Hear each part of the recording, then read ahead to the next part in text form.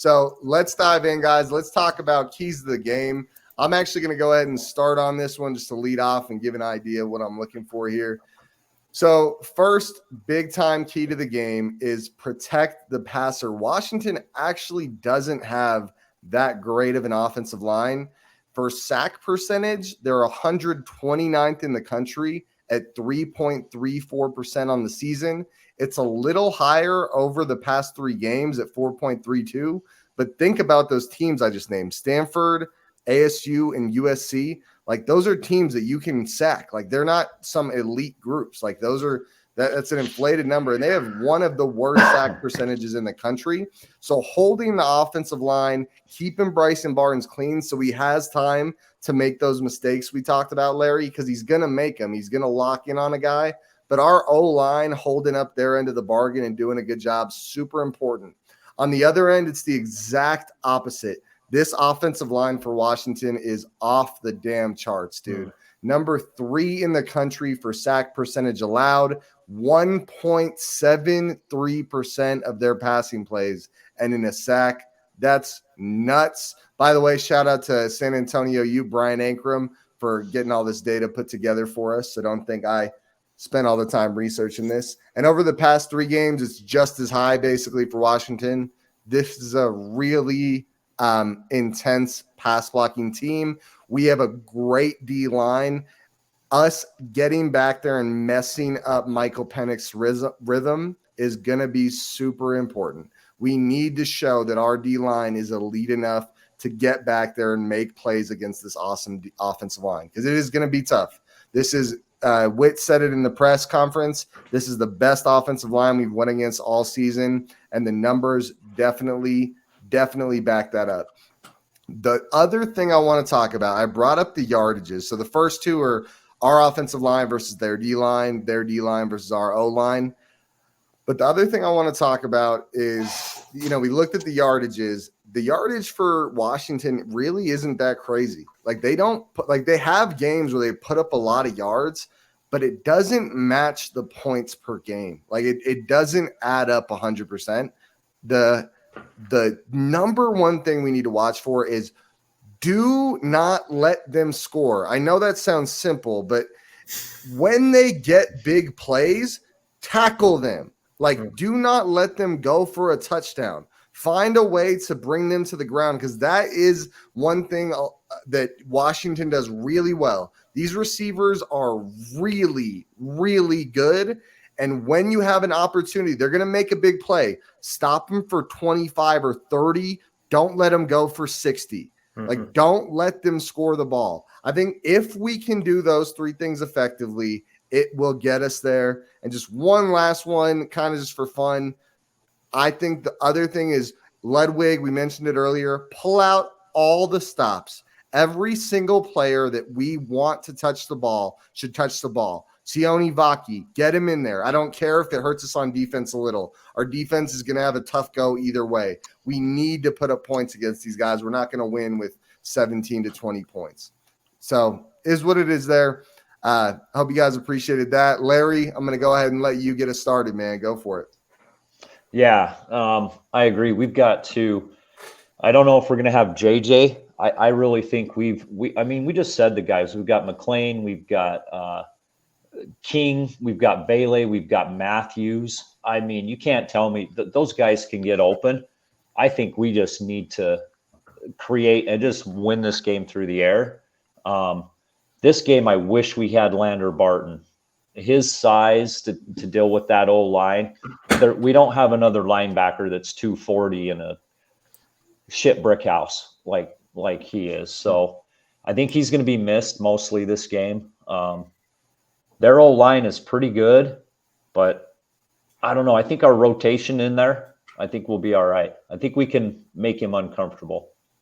So that's where I'm sitting with this. Cool. Perfect. Brian, let's go to you next, man. I know Wild Utes itching, so I'm going to let him just keep building up over there. Go for it, Brian. Yeah, I mean, it's probably going to be a huge broken record amongst all of us, but yeah, I'll throw in something a little bit differently because depending on, what Washington gathered from when Oregon beat us a couple weeks ago, every pass was quick. They were getting the ball out of Bo Nix's hands to basically take away our best threat, which is the defensive line. So if Penix can do that, they're going to need something across the middle. They can't just keep going out to these receivers on the edge time and time again.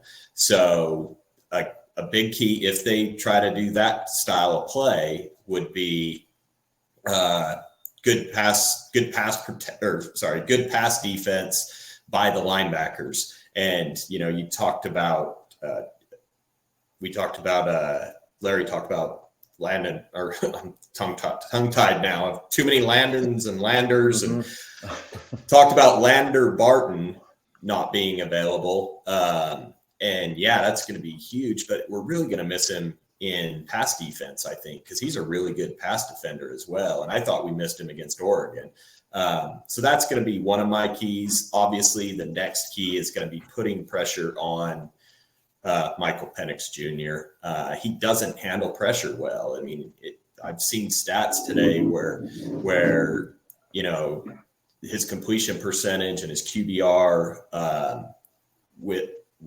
while facing a blitz or facing pressure where he has to get pushed out of the pocket, it drops like 20 points on his QBR just right there. So he hasn't seen a lot of that this year because their offensive line is so good. So if we can do that, if he's going to step back and buy time and wait for these receivers to get open, we have to get pressure. And if we can't get it from the front four, we have to fabricate pressure by blitz packages.